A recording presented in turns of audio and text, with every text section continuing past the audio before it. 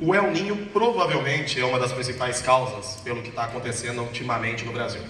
Se vocês observarem bem essa foto, o El Niño, na verdade, ele é uma alteração destas condições naturais.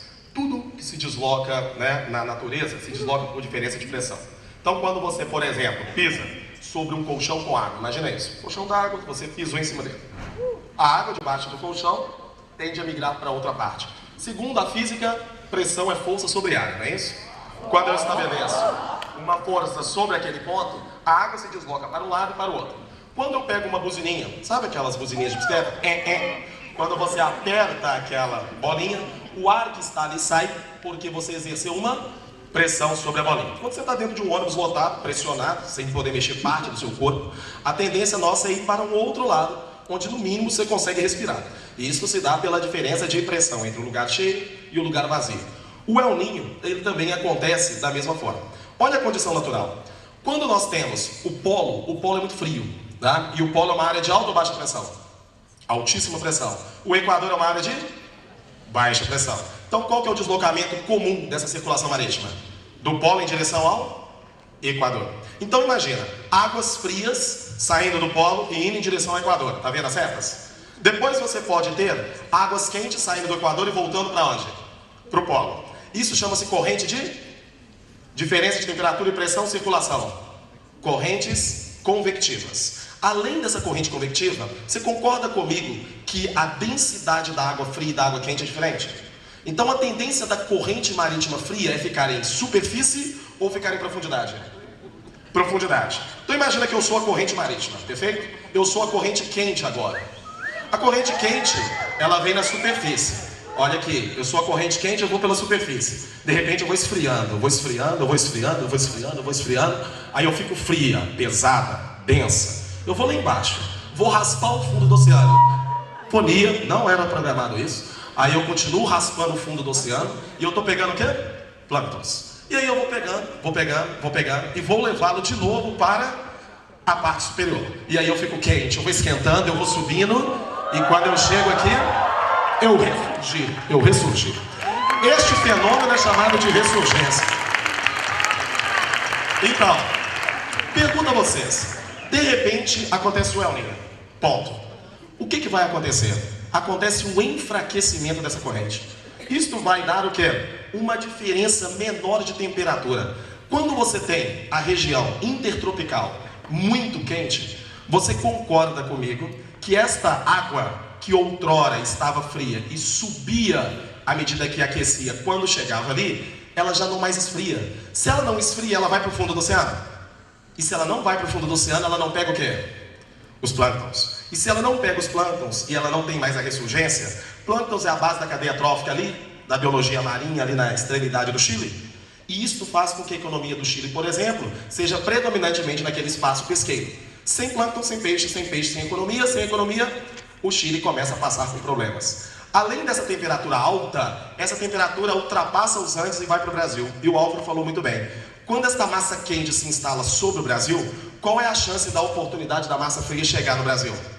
Diminui. Então, com isso, a temperatura muito alta, ela faz com que as médias térmicas no centro-norte brasileiro se elevem demais. E aí nós temos este excesso, né, de calor em algumas regiões. Então, o Nordeste, por exemplo, é uma das principais áreas sob a consequência do El Niño.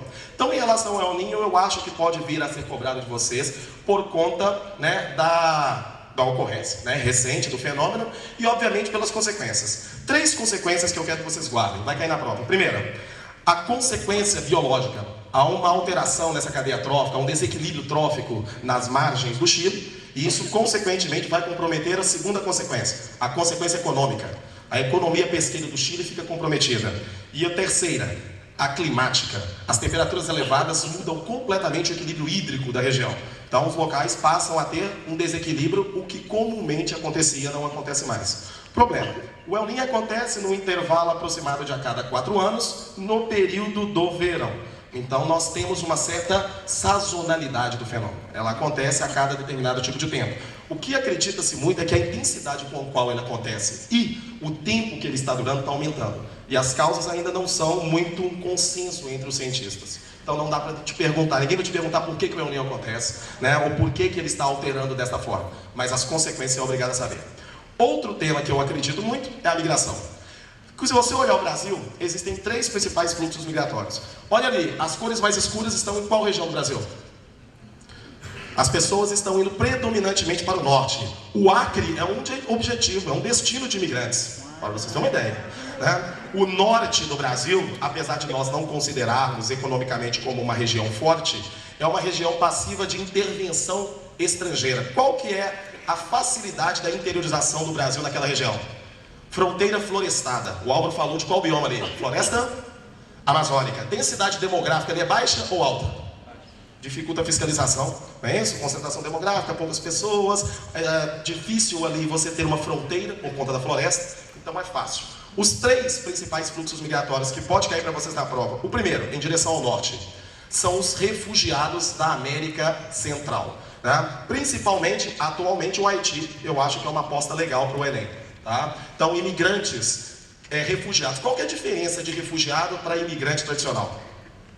O imigrante é simplesmente aquela pessoa que chega. O refugiado, ele chega sob determinadas situações específicas. Entre elas, catástrofes naturais, conflitos étnico-religiosos, perfeito? Ou então, assimetria socioeconômica. O que é assimetria? A, prefixo de negação. Simetria, semelhança, a diferença entre 2 áreas, uma pobre e uma rica.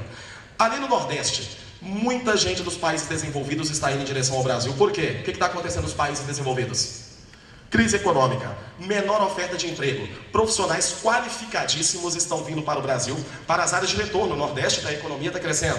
Então vocês que são ótimos vão disputar com outras pessoas ótimas de outros países e que vão perder para vocês, óbvio e evidente, mas o mercado está concorrido nos países emergentes. E ali o tradicional da América Latina, região do Mato Grosso, Pantanal, principalmente bolivianos, peruanos, colombianos, que estão entrando na região do Planalto Central. E por fim, para eu passar a bola para o meu amigo Mendes, os 3 principais motivos pelos quais acontecem as migrações do mundo não são diferentes do Brasil. Você vai ter migração por assimetria socioeconômica, e no mundo isso acontece entre quais hemisférios?